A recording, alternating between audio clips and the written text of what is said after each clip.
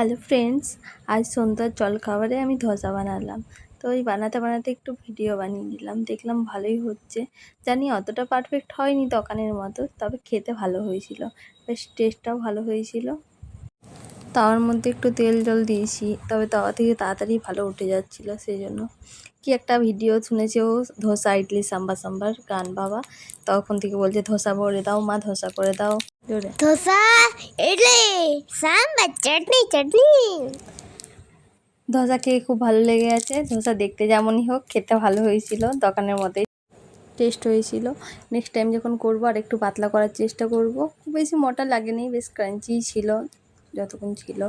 লোহার তাওয়াতে, যে তাওয়াতে আমি রুটি করি সেই তাওয়াতেই করার চেষ্টা করছিলাম। প্রথম একটা ভালোই উঠেছিল, সেকেন্ডটা একটু ভেঙে গেছিলো। বাকি যতগুলো করলাম একদম পারফেক্ট হয়েছিল, খেতেও ভালো হয়েছিল। পরের বার আরও ভালো করার চেষ্টা করব। টাটা।